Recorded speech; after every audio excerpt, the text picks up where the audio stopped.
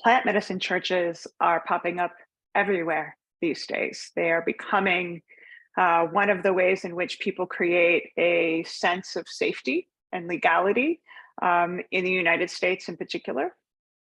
But there's a lot of question around how safe and legal they really are. So I'm going to explore today what it is that we know as a community around the safety and the legal efficacies of these churches, as well as exploring some of the very confusing discrepancies and even illegal tactics that are happening on the level of the federal government. So in the United States, when it comes to religion, we embody the ideals of allowing each individual to practice whatever religion they choose, as long as there is no harm caused to individuals or communities.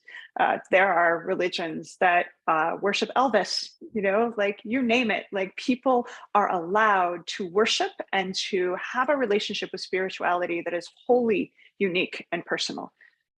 That's protected. There's even something called the Religious Freedom Restoration Act that was enacted in order to, on a federal level, protect our right to worship and to practice our religious and spiritual views however we choose. That gets really tricky when you enter in plant medicines or psychedelic medicines. Because of course we know the DEA, which is the division of the Department of Justice, has, what they perceive to be the legal right to monitor under the Controlled Substance Act all of the scheduled substances, of which almost all of the sacraments and the plant medicines that we work with in a spiritual context are a part of. The DEA has in recent years taken on the authority of deciding which plant medicine churches are legitimate and legal and which aren't. They never actually petitioned the legal right to do so via Congress. So they basically gave themselves additional authority that is questionable around whether it's even legal. It actually doesn't seem legal, but of course they would disagree. They're not approving any churches to actually practice either. So if you're sitting with a group that says they've gotten approval, look at the SoulQuest case, which is still in litigation and has been thwarted almost every step of the way. They haven't given up, though. But that is to say, there is no DEA-granted legal authority around plant medicine, pouring medicine outside of the Santo Daime and traditions that back in, I think it was 2009, received basically legal protection before this huge movement started occurring where there are plant medicine churches popping up all over the place. So on the one hand, they are supposed to be legal because we're supposed to have complete sovereignty around our spirituality, our religion. On the other hand, because they involve psychedelic medicines, the federal government says they are not legal. So we're in this really, really confusing and sort of scary conflict around these two fundamental rights. So is it safe and legal to sit with plant medicine churches?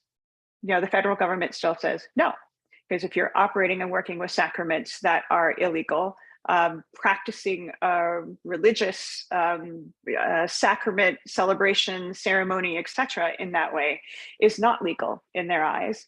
But there are still plenty of cases that are fighting to protect the legality under the Religious Freedom Act.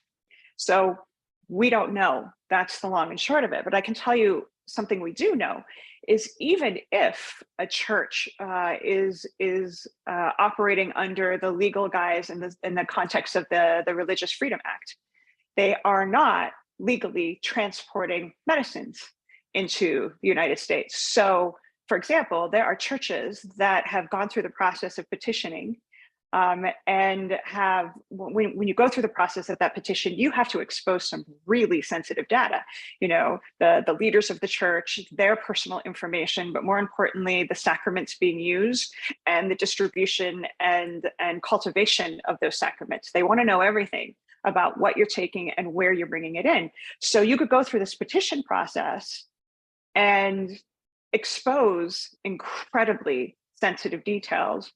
And for some churches, what they've seen is that all of their medicines have now been confiscated, because it is not legal, even if you're legal as a church, it is not legal to import into the United States scheduled drugs and medicines, which most of the sacraments we work with are.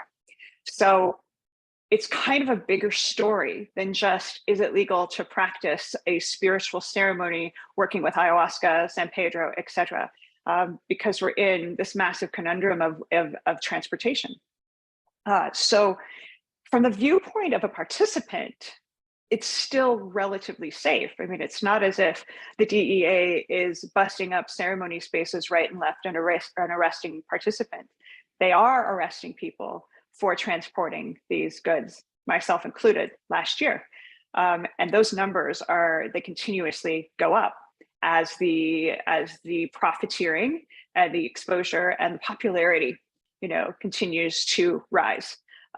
So I guess what I really want to impart today is there's all this rage around plant medicine churches being the answer to creating a legal umbrella to do this work. And I respectfully disagree, because it still doesn't solve all of the complexities around creating a truly legal, safe setting for shamanic practitioners in particular. But it also should never take the place from actual decriminalization, actual legal access to all beings to nature. Because the fundamental issue with these plant medicine churches are that it's still a group of people getting together, going to the government saying, please, please, please, can I have your permission to work with nature? It should be our inalienable right to work with nature in any way that we choose, as long as we are not causing harm. And this is for our healing, not harm. So it's our right, it should be. And forming churches, it's enabling this whole hierarchy of power and control. And we're still going to the rich elite white men and asking for permission to do something that should be our birthright. So all in all, it's hard to say, is it a part of progress? Because I get that we have to play within the system in order to create positive change within the system. I also don't want to enable the powers that be to continue thinking they should have authority that never belonged to them to begin with. So wherever you fall in the spectrum, if you're part of a plant medicine church or forming one, if you're like me and you're like fighting for decriminalization and legalization with everyone, fantastic. I mean, all of it is needed in order to create, the change that we all deserve. But I just wanted to expose the myths around the legalities and the complexities around, just this whole issue of wanting to be safe and practicing healing with our sacraments. We're not there yet, but these kinds of conversations are what get us closer, and fighting for legislation that truly, truly gives personal access for all adults and human beings that want to work with these medicines for healing. Thank you for listening. Stay safe out there. Please follow us and subscribe to our channel. I'm doing content like this almost every week, and I deeply appreciate your presence and your comments. Much love.